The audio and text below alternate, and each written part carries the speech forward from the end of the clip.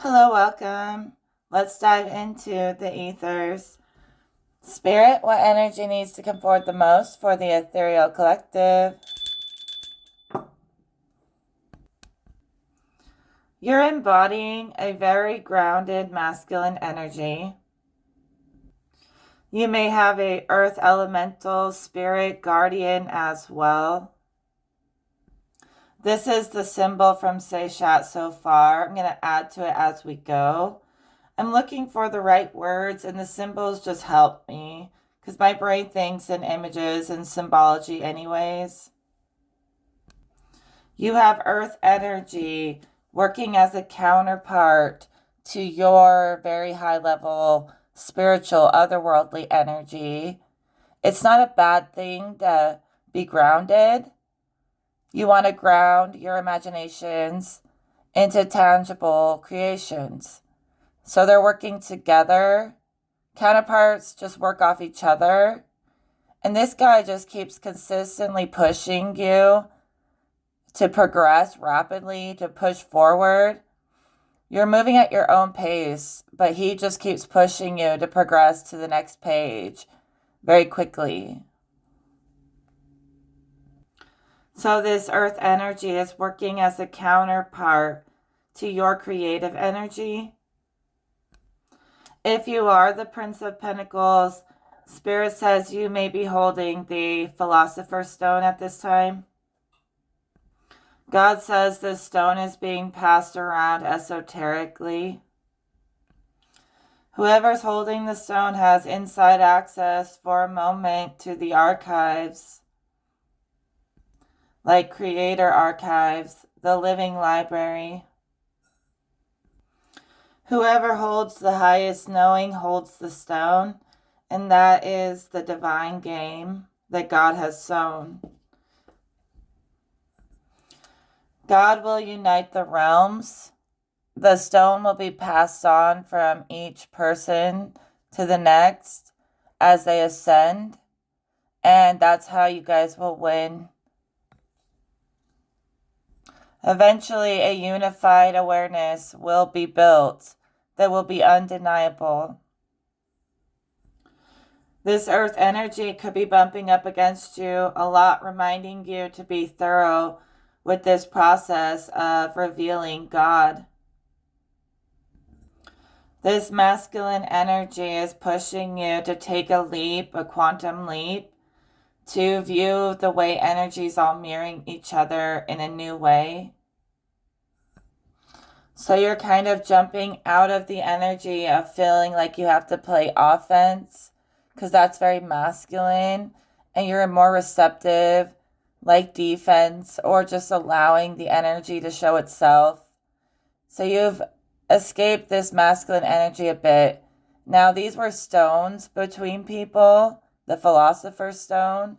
Spirit was saying, when you have the stone, you're going to alchemize judgment. So there'll be those who throw the stone, or those who can hold it in their hands and transform knowledge for everyone. And then that knowledge, it does create like a mirroring effect. These also look like mirrors to me in another parallel dimension of the story, And Seshat is speaking. And she says that people, they will reflect each other and it will be beautiful. You don't need to be defensive or offensive or take offense when things align. They're meant to reflect. That means we're doing something right when everything is reflecting. And if you alchemize the stone, that's going to happen. So Spirit says to turn the feminine energy into reflecting and receiving, not defensive and defending, and to turn this masculine side into emitting and expressing instead of offending and playing offense, if that makes sense. Anytime there's too much conflict energy coming through, Spirit tells me to ignore it because they really don't want people fighting. They want love and unity. Taking the middle ground. People may use your ideas and they may try to steal it, like I've said before. Yeah, sometimes it upsets me because I work really hard on my messages, but also I get my messages from the creator, so who am I to be mad? If everyone's tapped into the creator, they're going to get the same messages, or they're going to be inspired in the same way I am from the I am presence. So I'm trying to take credit from something I got from God, and in itself, that's just not the way it works. I have no problem saying all glory to God, no matter how this game plays out. I'm being too nice because you deserve full credit for your hard work, even if you did get it from God. But Spirit humbles me today in saying that allow everyone to reflect, even if it makes you uncomfortable, even if it's straight up copying you. Allow it.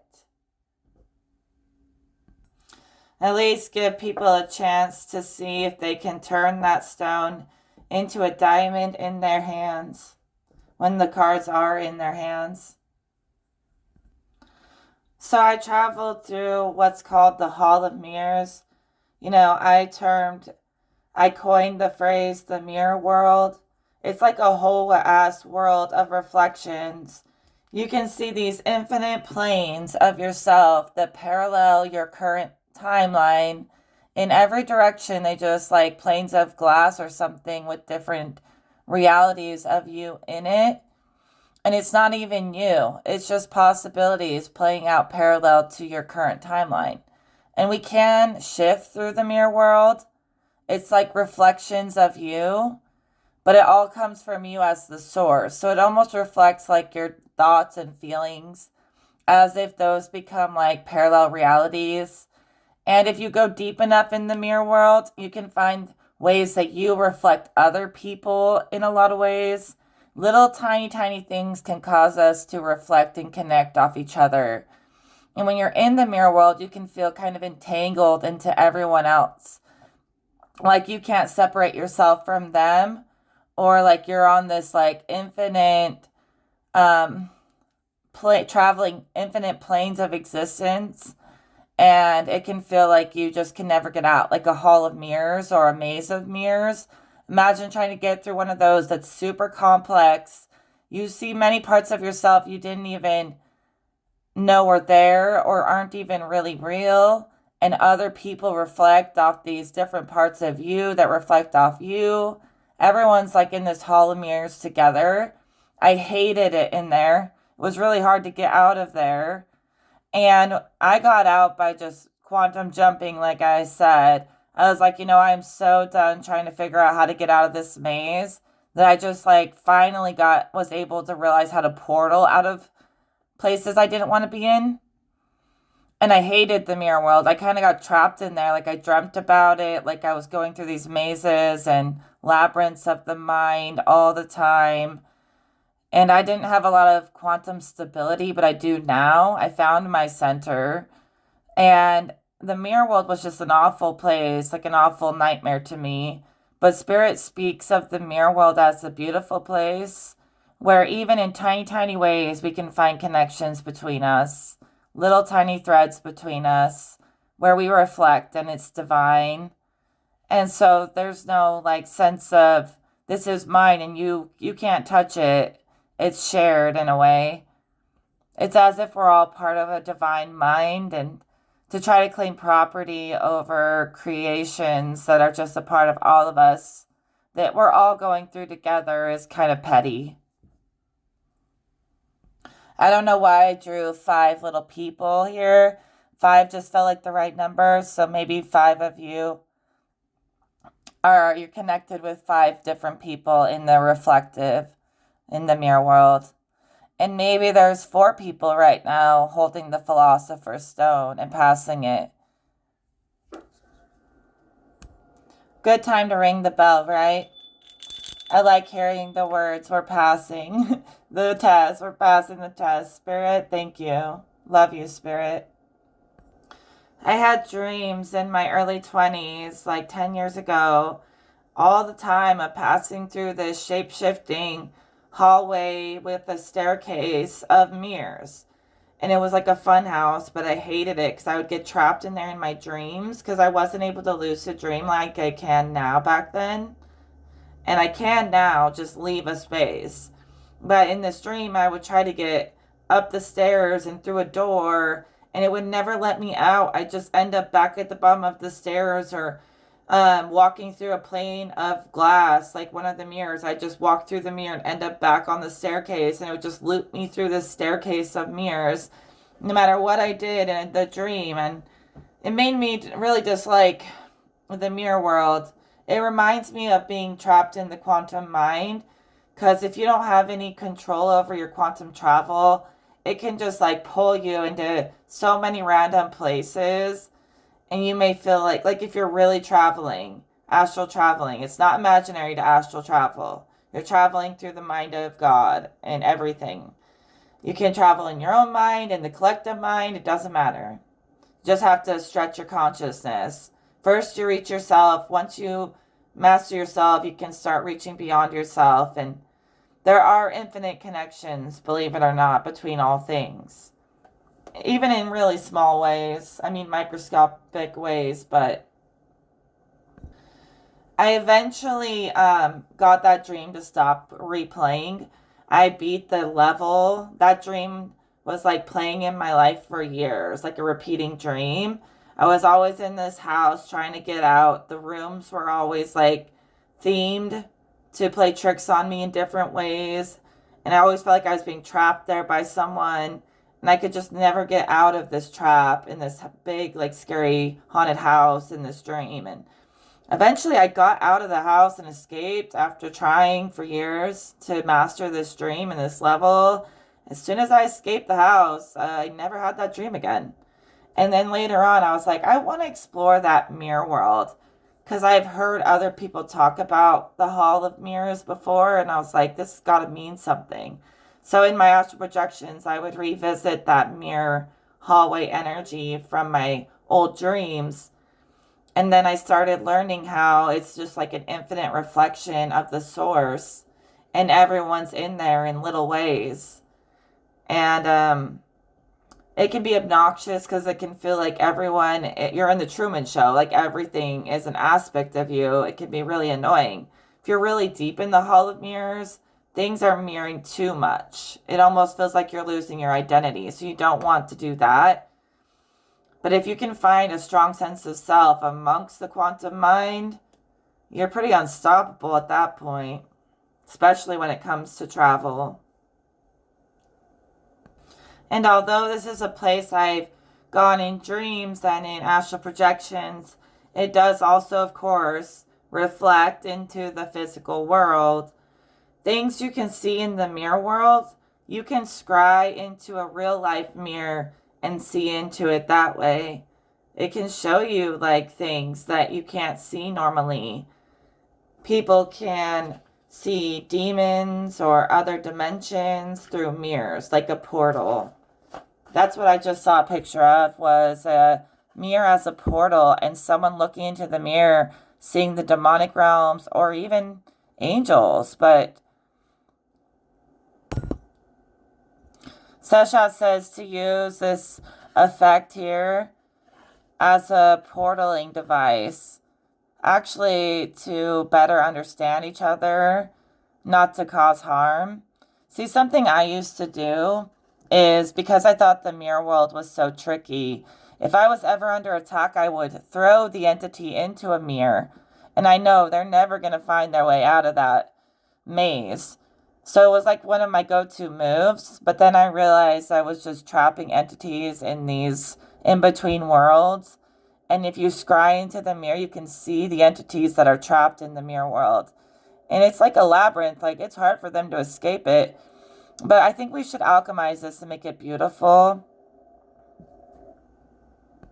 You know, I was never planning on going back to the mirror world, so I just used it as a place to trap evil spirits. But I'm listening to Divine Spirit, right now, speaking of using the mirror world in a more sovereign way. But I'm really just saying it like it is. If I trap entities in the mirror world, they can use that as a portal to go to other people's mirrors. And say someone were just to dabble around with opening the portals in their mirrors, they could let some of these entities that are trapped in there come through. So I guess throwing them in the mirror isn't that efficient for other people. I'm looking for the solution, but I'm only just hearing the energy for what it just is, as it is. I said I got out of the mirror world by finally being able to disconnect my mind from that entanglement or trying to seek a way out and realize I'm already free. The more you like look for a way out, you just get tangled more into the mirror. And so what you have to do is let go of the mind, release yourself from the mind, like it doesn't exist, and you can just like portal out of there. I don't know exactly how it works, but it's like reaching for a way out only makes it more sticky. And releasing yourself from the mind, it just like releases you from the trick on the mind. The mind is not to be wasted. It's a beautiful thing. It's a tool. It's an interpreter. It makes everything work and run perfectly together. But the mind will also trap you very, very quickly. Yet also, if you're mastering the Hall of Mirrors, the mind isn't going to be trapping you. It's all about how you move your creations. So like if you're not creating consciously, it creates these infinite parallels of things you don't want. But if you're using like your every thought, your every feeling, your every will, very delicately and meticulously, you're creating parallel realities that are beautiful, that are fun to travel in. So a lot of things people don't realize is every little thought they have can live on parallel to their current timeline. And if they have a lot of horrible thoughts, that can create parallel realities. They're not realized, but they kind of live on in essence. And they run alongside your energy, your current energy. And so I don't like to push to be super cautious of your every thought and feeling, because that's kind of, for one, impossible and not necessary. But in a way, like if you get in this like place where you're in flow and the energy just keeps building upon itself positively, you're creating parallel realities, like potential timelines that you could draw into being and jump into at any time if you wanted to. And they're like beautiful realities that haven't been realized yet, but you created the seed, the spark, the thought that gave it the possibility to become realized. And these are all beautiful mirrors if you made it intentional. So you could actually pull in a parallel mirror if you wanted it to be your new reality.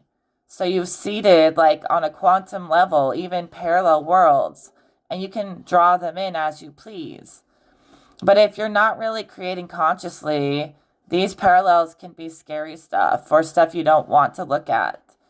So yeah, all you really have to do is shift your perspective, and these will start to build realities for you. Yeah, we've lost all sense of time, guys. This is a timeless energy.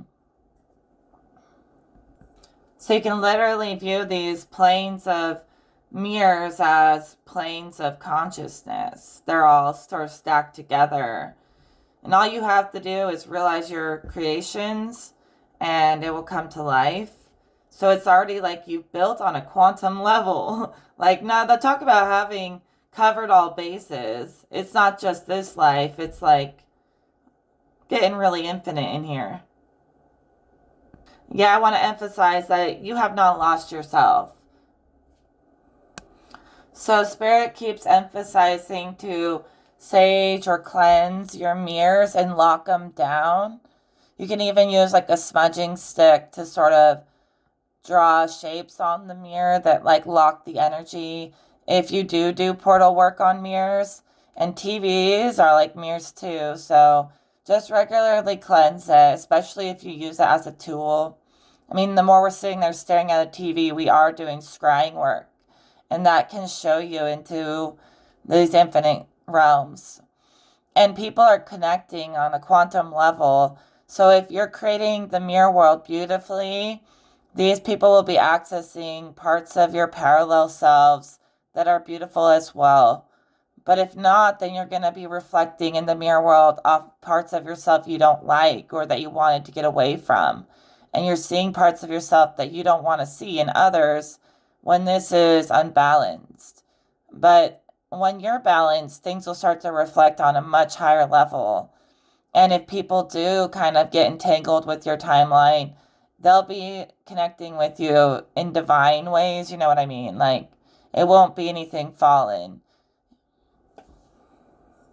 You won't feel like you're trying to escape these people. You'll feel like you want to embrace them.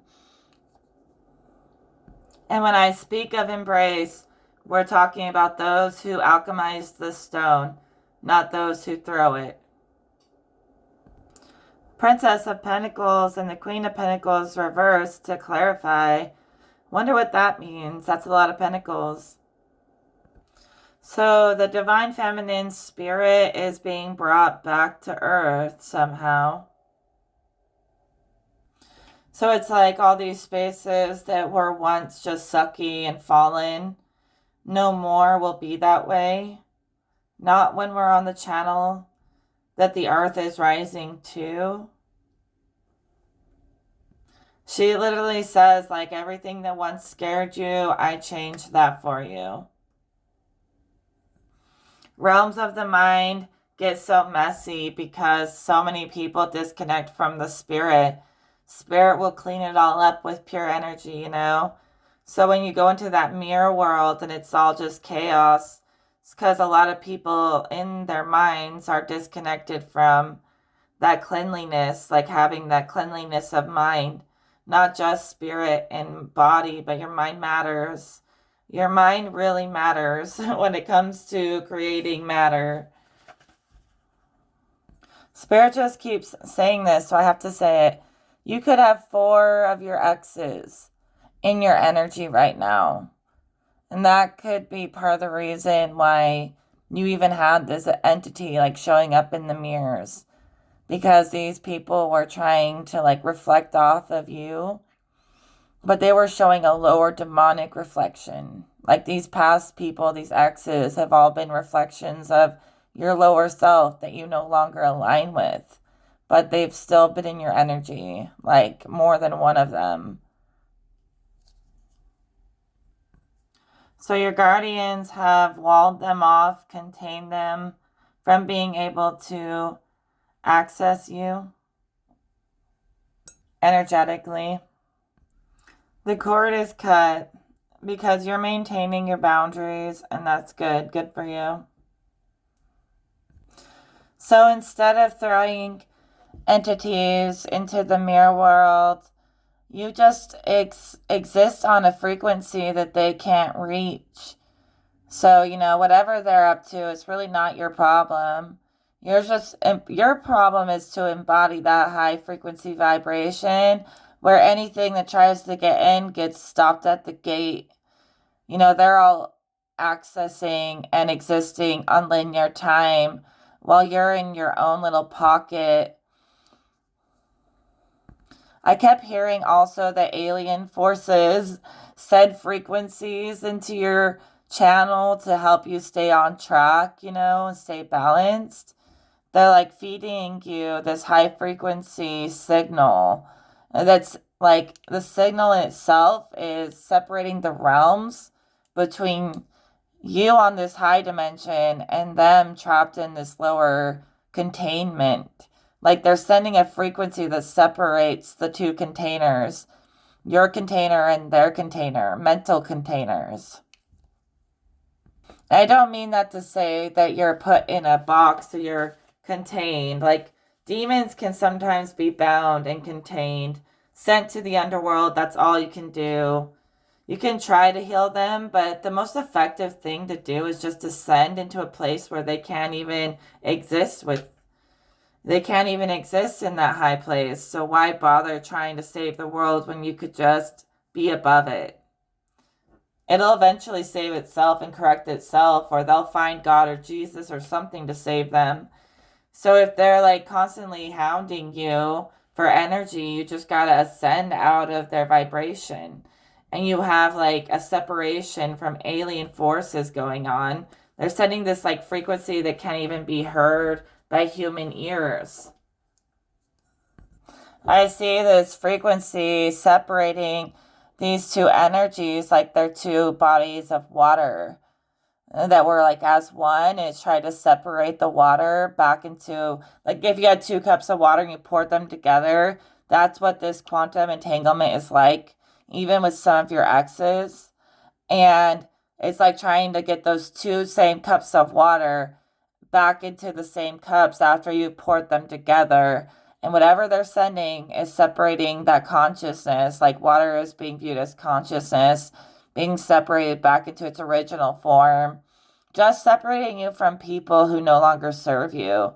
They may have affected you a lot more than you realize, like people in your past. And you're finding your more true, authentic self without the influence of all these past lovers. You're not here to like hate on everyone or anything like that, but I kept feeling like maybe you guys watched TV a lot or played video games a lot, or something about you staring at that screen, or when people are staring at that black mirror, that TV screen together all the time, it almost reflects back at them and like tangles them into the quantum mind by watching TV. Like, we don't even realize that just staring into these screens is magic. And I see that like people are really affected by what they intake from these screens. And it kind of like makes them get into these stories with other people, collective stories and narratives, where they're playing out these stories. Like, these stories have made a huge impact on their lives. And it's even become like real. Like, so much staring into a screen made that mirror world manifest. So we're like manifesting these narratives that we're watching. So be very aware of what you intake and how that tangles you into these narratives, and you create them as well. And these narratives with your exes, maybe you need to rip that apart and just see who you are by yourself without their influence. Maybe you forgot. I don't know. I don't want to say that, but so if you accept that cleanse, your emotions and your mind will feel more centered in yourself. Okay, so say this is all a screen, right? I keep seeing a vision of natural technology in mirrors. So we could say that real technology, that humans have made is collecting data, but mirrors are working in natural technology that's also collecting data. So when you're staring at a screen, it's like screening your consciousness and reading it and absorbing it and creating something out of it, something collective. And we're also, our eyes are like mirrors too. Like, our pupils are like a black mirror, sharing energy with the black mirror of the TV. And we're receiving a bunch of information from that screen. And it's like, not because it's technology, but because it's a mirror. So mirror is sharing a lot of data on a quantum level. And these two people are getting mixed together in an infinite loop, constantly sharing information with this loop of in the mirror world. The mirror world does a constant loop. Like I said in my dream, I try to get through the door, I just loop back to where I started. And this is building some kind of network, like a net, a grid, where there's it's something, some kind of loop system. It's legit like magic, but people don't even know they're doing it. They don't know they're doing magic watching TV. And they're starting to upload these archetypes they see on the TV and these stories. And the TV is like collecting information from our stories, building, like, even when people make movies, sometimes they're tapping into the ethers or the archives, and those stories end up being about us. So they don't even know that they're channeling, or a lot of people do things without knowing that it's magic. And so this is exchanging information infinitely. And it's like the pupil in your eye is like a mirror. And when you're pointing two mirrors at each other, that only amplifies the portal opening. It opens a portal pointing these two mirrors at each other, even if it's just your mirror. Like you might be looking into your own eyes in a mirror and you can see through dimensions because it's not something scary about you. You're out opening a portal by pointing those two mirrors at each other. It's natural technology and it opens this door to this world of mirrors and connections, you know? The collective mind, it only inverts upon itself when there's no connection to source. My mind is divine. It is not a maze. But the collective mind, I call it a labyrinth because it's just nothing but paradox and all those looping systems, you know. And the reason why it keeps looping is it can't connect to source properly. You know, so a lot of humans are trapped in the mind. But when you're on a higher level, the mind does serve as a helpful tool. Of course, spirit always comes first in my life. So the human mind just creates paradoxes, even though solutions are abundant, because they've walled themselves off from the wholeness of source where all the solutions live. So that's why I stay out of that labyrinth.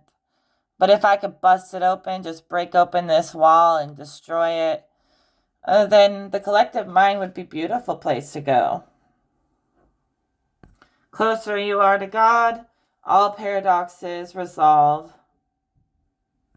And any that live on, it'll be for fun things. It'll be in fun ways, you know. If you're not having fun, you shouldn't be doing it. All things in balance, as I always say. To an extent, I feel like it's my job to clear portals and make alignments, but that's not everyone's job. Some of you guys are just here to exist and have fun. No pressure, no expectations.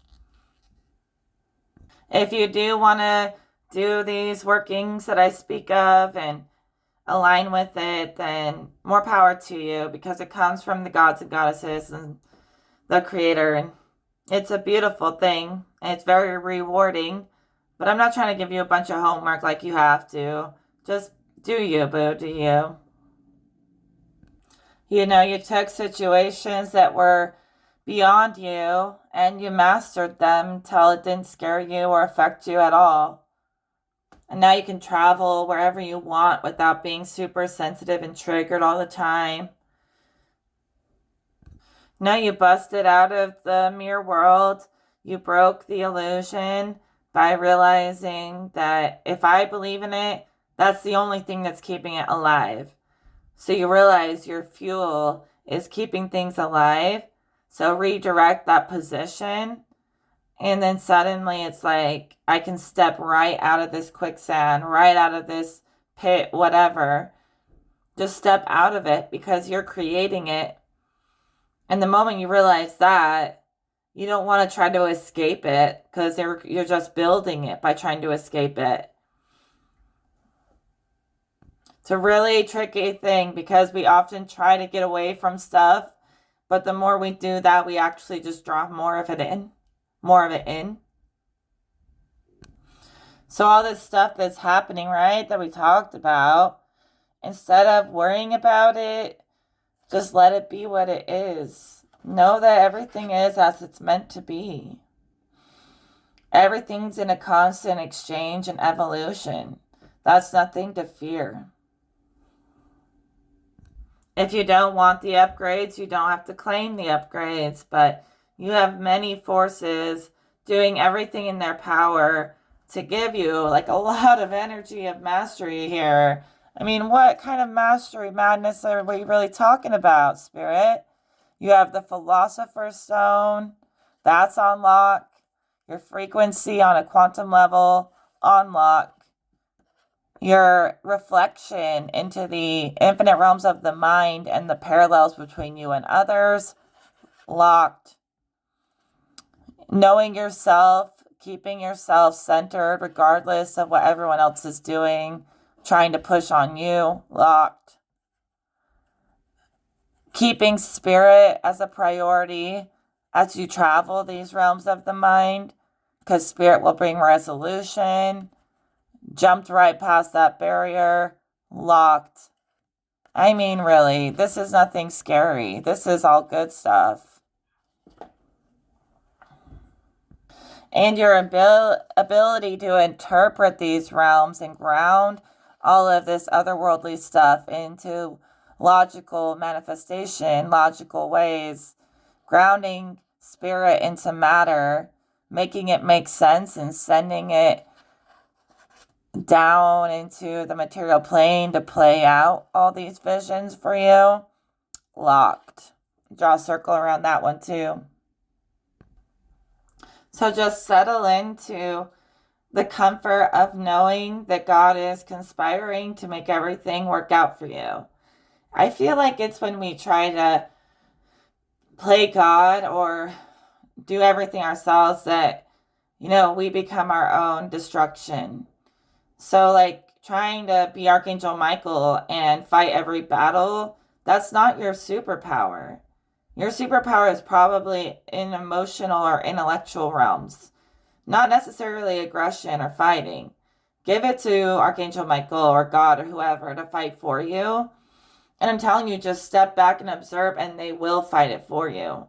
And it's when we try to be Archangel Michael or Jesus or something that, we end up trapping ourselves.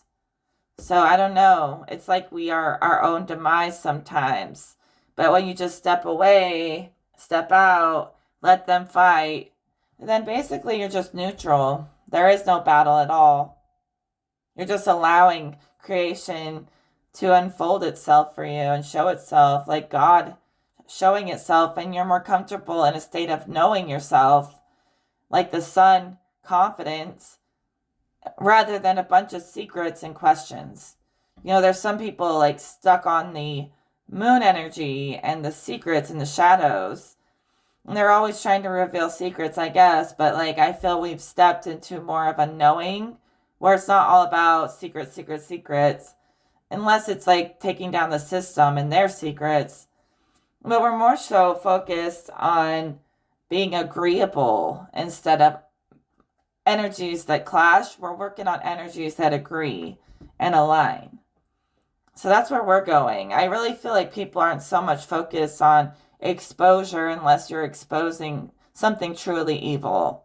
But you're more so focused on the future and expanding instead of exposing. Unless it's necessary, of course. At least that's my energy. If I started exposing something, it's because I've been pushed too far, because that's very hard to get me in that energy. The way you think and speak, it just leaves a haunting impression on people who are against you and the Creator. That's why I say, no matter how much they hate, knowledge and gnosis is undeniable. So a lot of you, when you went into the underworld cycles, I don't know, this is just popping up, you found your dragon, a dragon that will do anything to protect you. That's kind of also connected to Archangel Michael. He might have helped you find and free your dragon side. And your dragon defended you a lot when you were in battles. But you're kind of learning to trust God more and more. And your dragon feels like it can rest, it can sleep, because you feel safe in a way you didn't used to feel safe.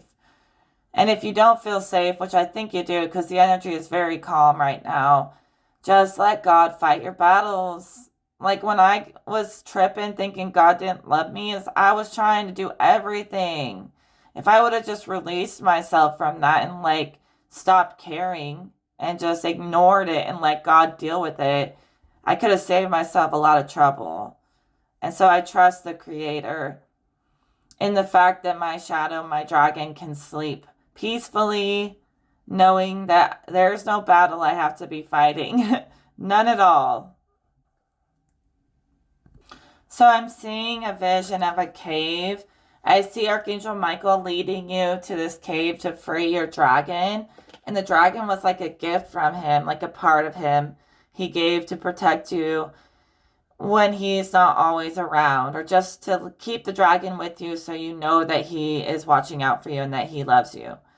And so when you release your dragon, even if it happened a little different than that, either way, you release your dragon from a cave.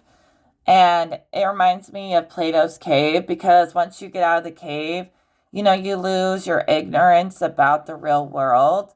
So your dragon had to protect you from some pretty evil stuff. You know, Evil made itself known in your life, and you had to activate all of your security devices and your guardians to survive. That probably was necessary for you to realize that the world is kind of a dangerous place, and you've got to be cautious about that.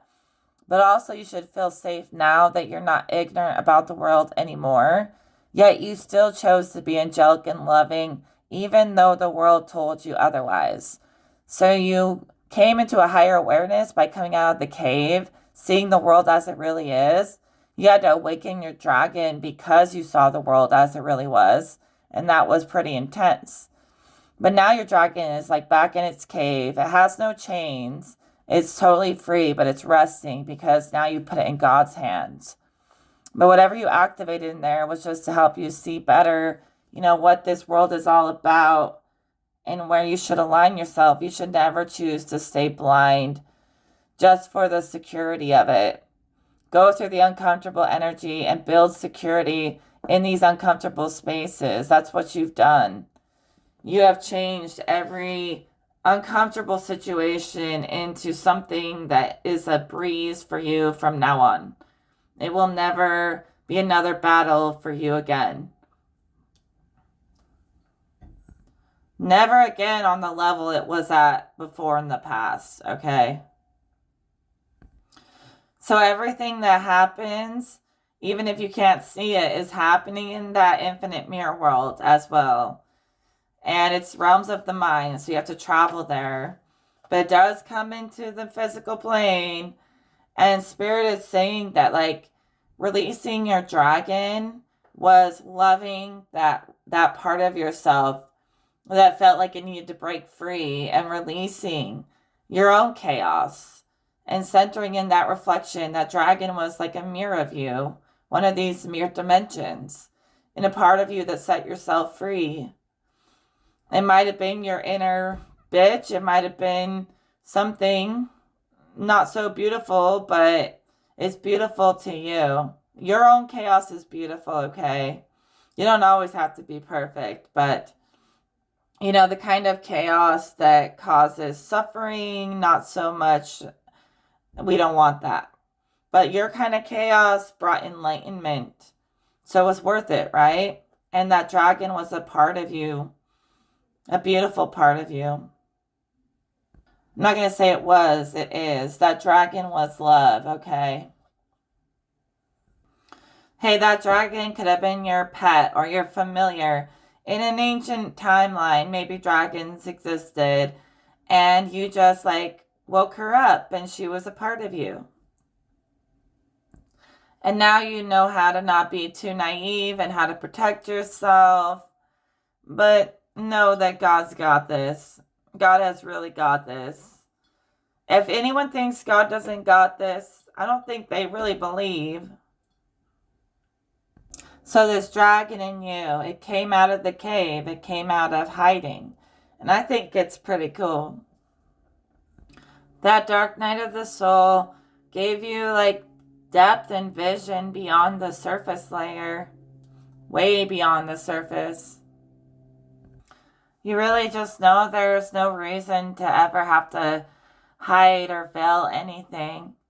At least the divine souls, they will understand that you're on a mission of higher enlightenment, and they will totally support it.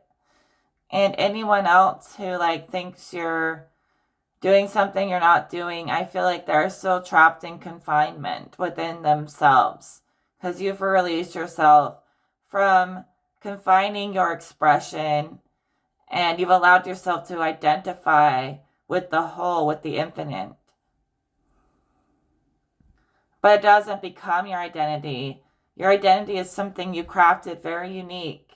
Even if you had to shed all these exes or all these people and find the right ones and sort of shape this timeline and these reflections, you've done it. It's already done. In this moment, in this alignment, in this message, know what it is done. And people who are against you, they still need to like awaken that dragon and come out of the cave of ignorance, because I don't feel anything wicked from any of you. We're on angel levels. We're not even really doing magic. Yet there's other people trying to do magic on us, whether willingly or unwillingly. They get body jumped, and I honestly wish I could just teach them how to rise out of that space instead of like playing with that energy, because it's not safe. It's not a safe space to be in the cave of ignorance. People think it's safer to hide, but it's really safer to just be on full display, because your energy speaks for itself and God has your back and defends you. Anyways, the dark night of the soul released you from naivety or whatever, the fool's journey, and that made you a better person. And so some people still need to come out of the darkness and shine a light in these things. And yeah, like we have nothing to hide here. You know, this is all just like spiritual truth. Nothing but spiritual truth. So I'm going to leave that message alone for today. I feel like the energy resolved itself. You're just so comfortable with who you are. And it's really beautiful. It's really settled and centered. So you've united with your core self, your true identity. Or maybe your identity has no identity, but whatever it is, you're in divine alignment on so many levels. So that's all for today. I love you guys. I hope this has helped you. Do you see anything here that I didn't see from Seshat today? I feel like this frequency from the alien beings kind of looks like a hot dog with like ketchup on it. Hey, maybe a hot dog means something. Anyways, I'll talk to y'all in another video. Take care.